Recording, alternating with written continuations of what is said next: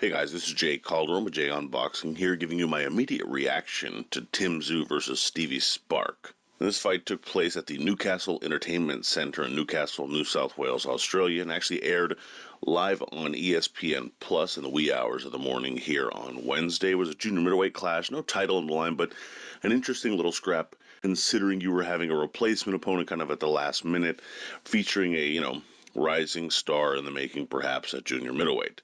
Tszyu was originally scheduled to take on Michael Zarafa, but Team Zarafa claimed to have concerns with safety measures as it pertains to the current pandemic and what have you. And while Tszyu's team claimed they just wanted a way out, Zarafa's team was saying they just didn't want to take any of those kind of chances. And so you were left with the little heralded Stevie Sparks stepping in at the last moment there. And to some degree, it was an interesting fight for as long as it lasted. Tszyu seemed eager to prove a point and started strong in the first, kind of, showing he wanted to get his opponent out of there, especially a replacement. And the second, it was basically all him, all Tszyu in one-way traffic, and Spark just kind of looking to hold more than punch. For me, of course, the highlight of the fight was when a little old-school trick was played in Spark's corner to start the third round, and they kicked a bucket of ice over that spilled into the ring, and of course had to be cleaned up, giving Spark some time to recover from the second round, which really did not go his way up, aside from maybe a puncher. I loved it. For someone that grew up loving Bernard Hopkins and all the little tricks and, bendings of rules that you might see from the Philadelphian, this was just, it just warmed the black little heart in my chest. I loved this little bit of trickery, of course. The problem was that it gave Tszyu more time to rest from the ass kicking he dished out in the previous frame as well. So it kind of was a double-edged sword there, and he eventually landed a left hook in the third round once it did start to the body that dropped Spark, and he rose and fought gamely, but another left hook dropped him, and the referee stepped in, waved it off, giving Tszyu the three-round knockout.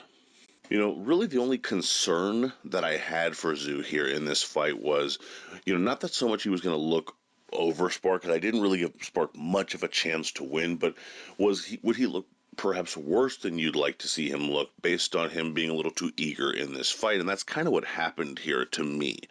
Tszyu seemed very easy to hit, especially with that right hand over his jab. And again, it's one of those weird issues where you're kind of wondering, why is that? Is it because he's facing a late replacement opponent in Spark and he's maybe just trying to prove it too much? At the same time, it is a late replacement opponent for a reason. He's not necessarily the sort of fighter that you would expect should be on Tszyu's level, yet he did land some of those right hands. So it's a combination probably of a little bit of everything as to why that happened. Just Tszyu being a little too impatient and wanting to rush some of his work and get his man out of there. But again, something he still should probably kind of look into a little bit as he progresses in his career. Otherwise, I have to say, I like the way Tszyu's being moved. He's being promoted regionally really well. He's building up a following. He is a solid fighter. He seems to really take it seriously, unlike a lot of other,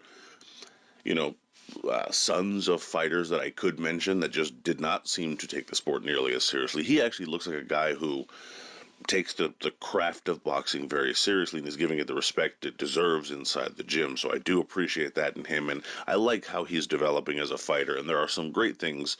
Yes, might get hit with right hands a little too much, but there are some great things to like about the young kid as well. So going forward, I would like to see the Zarafa fight still. Again, it's a regional fight, but it helps build him a little bit more.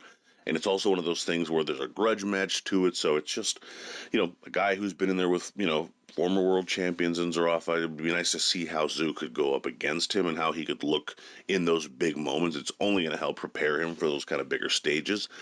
Outside of that, if he's able to get through the Zarafa fight, maybe a top 5 to 10-ish world contender soon thereafter makes a lot of sense.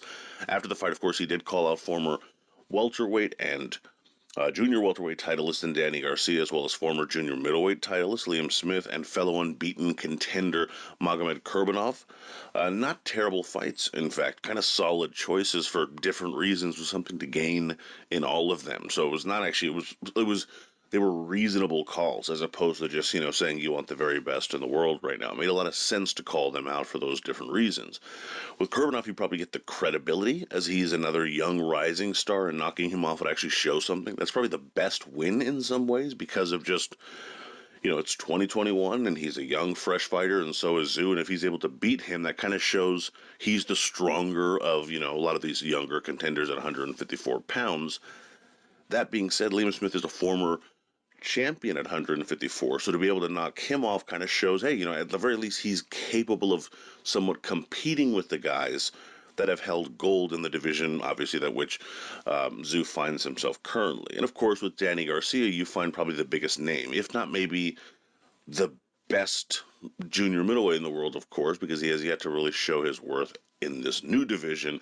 It would be the biggest name on Tszyu's ledger, of course, and that is going to have some worth in its own way. So, again, all kind of interesting choices, and it'll be easy to, or rather, it would be interesting to see how that's going to shape itself going forward. In any event, let me know what you guys thought of the performance. I'm sure it'll be up somewhere online if you haven't seen it live. And go ahead and let me know down in the comments what you think and what you think Tszyu's move should be going forward. And, again, let me know what you thought of the performance down in the comments. Love to hear it there. Be sure to like, follow, share, subscribe, comment, all that good stuff. Love to have that. Follow me on Twitter at jcaldron_job. You can email me at junboxing@gmail.com. And of course, visit junboxing.com for schedule, betting results, or betting odds rather, results, rankings, all that good stuff. And as always, until next time.